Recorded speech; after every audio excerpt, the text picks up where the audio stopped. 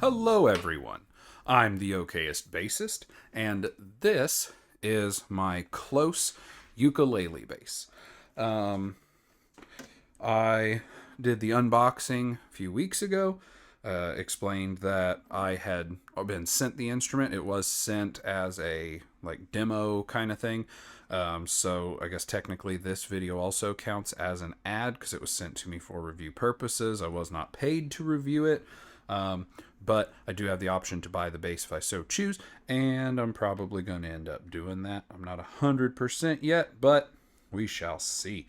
Again, this is a Klos ukulele bass. It is, I believe, solid carbon fiber throughout. After my time with the bass, I do have a few thoughts. There's neutrals, there's goods, there's a couple of things I wouldn't call bad, but they're on the lesser side of neutral. I will start with the fact that it's solid carbon fiber. As I think I said in the other video, you don't have to worry about this thing changing on you. You're not going to have I left it sitting in the corner. I left it sitting on a stand for months, and the weather's changed from where I am, Southern Illinois, hot, humid summer weather to now it's starting to dry out in winter, and now I need to set it back up again. You're not going to have to worry about that on this. Solid carbon fiber, it's not going to change with weather. It's not like wood. It's not going to absorb or lose moisture, causing it to shrink, swell, whatever. The onboard sound, when this thing is plugged in, sounds really good. Like this pickup amp system they've got in here is nice. You would not, from hearing it, I don't think you would know someone was playing a ukulele bass. It sounds very good. It is very hot, like output wise too. I found when I was playing it on my Glenn Hughes 50 orange crush, all the words, my amp, I had to cut the volume to like half because it was pushing a lot of sound, and that was with the onboard bass and treble EQs at mid. Does have the built-in tuner. I like the built-in tuner being there so that if you're out and about and if you're on a vacation and you bring this thing just so you have something to play with, that you have that.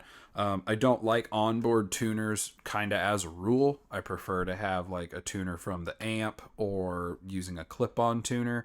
I find they're just a little bit more accurate with what you're doing because, of course, small instrument, they have to pack it in of, is it flat, is it sharp, or is it on key, and then what's the key you're going for, whereas on like a good clip-on tuner, you'll have a variance of how many cents you're close to. No pun intended on Klos being the brand.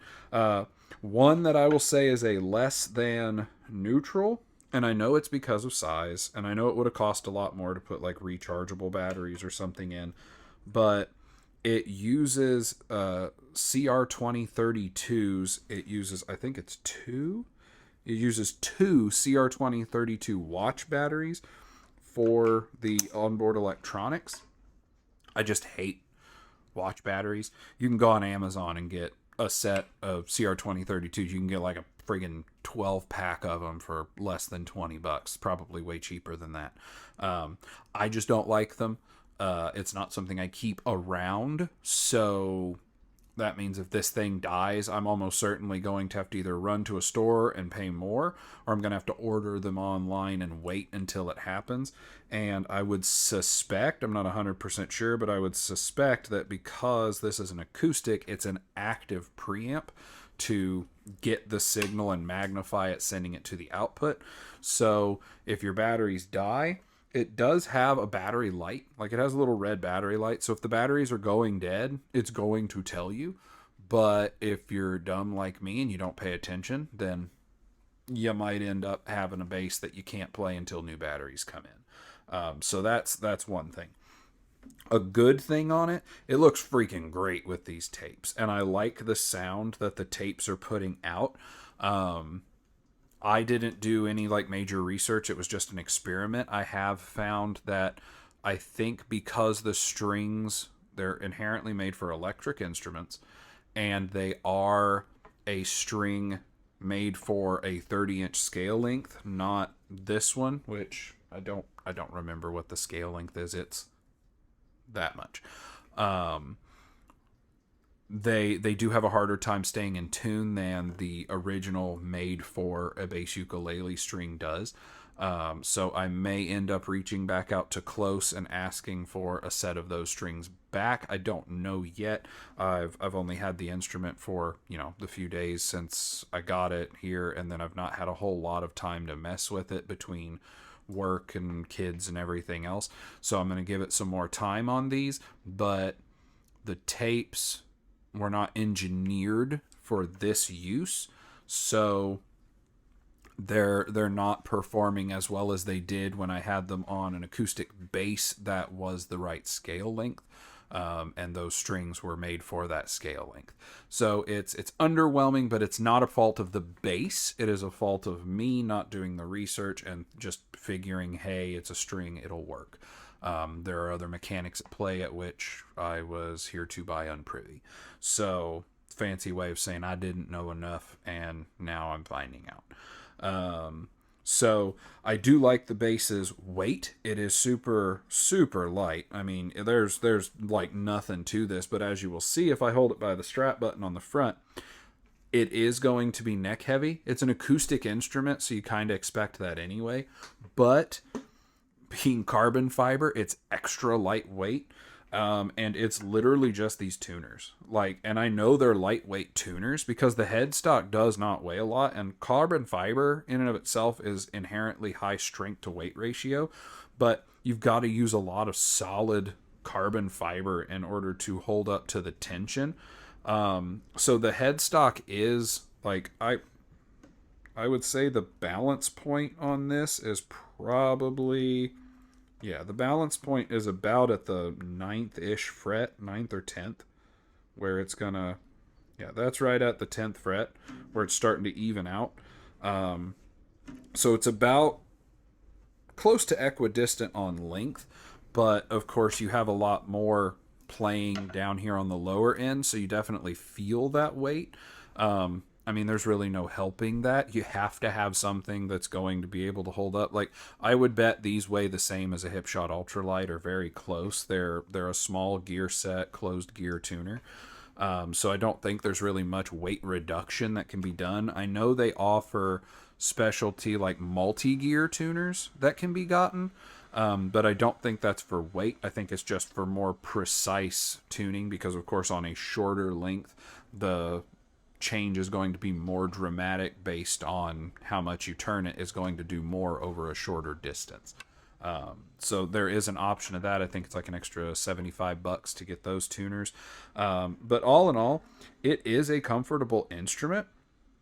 The weight of the total instrument is super low, and it's just the inherentness of needing that metal mechanical acclimation, or whatever word you want to use. The fact you got to have metal to hold the strings, and they have to have something solid to anchor to.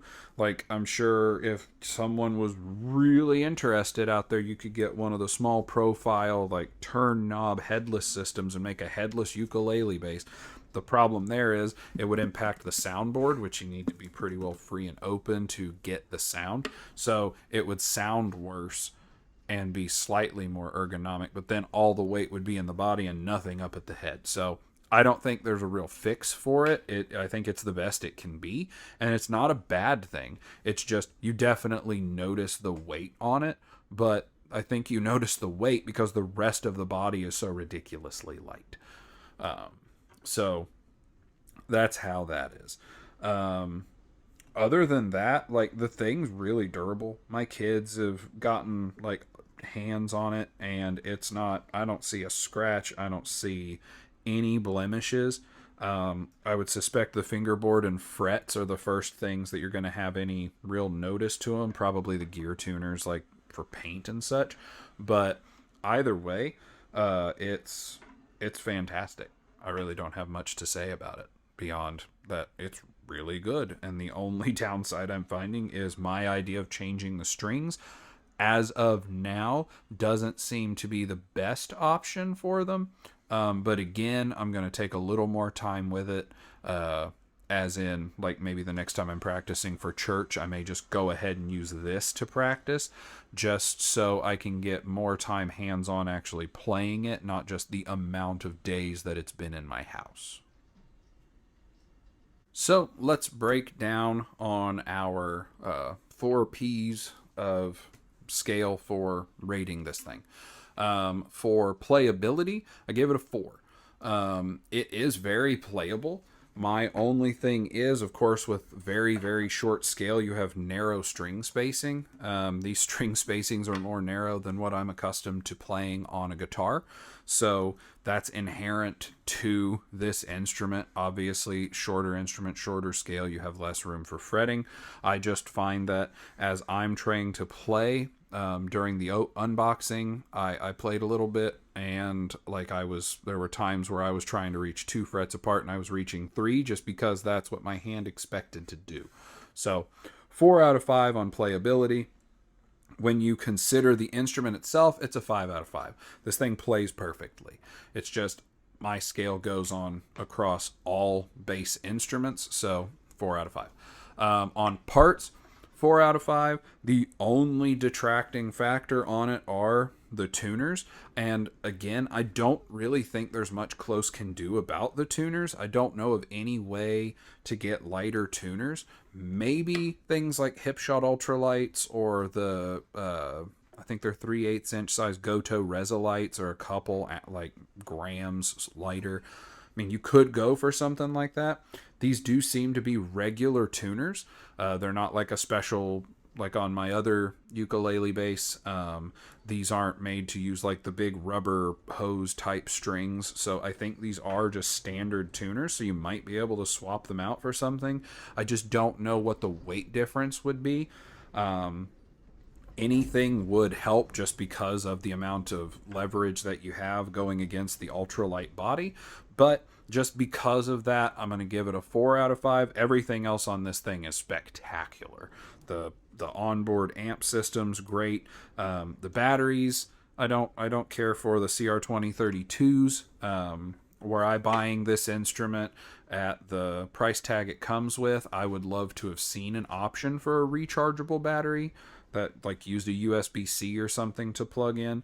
But I mean, that's not a make or break it kind of deal. Hence why I give it a 4. It is as close to a 5 as a 4 could be. Like, it's a 4.499999, but I'm not rounding it up to hit the 5, just because there are a couple of things that could be a little better, but it's still excellent. Practicality, it's a uke bass. This has nothing to do with Klos, but it's a 3. I don't see, walking up on a stage with this on me to play at church. I don't see. I mean, a small ukulele bass isn't going to acoustically get out super well if you were trying to busk. Like, you'd have to amplify it, in which case it's amazing, and this would be more of the visual factor of, is that person playing a little bitty carbon fiber? Like, it's going to confuse people when they see it. So it might get you attention if you're out like solo busking with a loop pedal or something.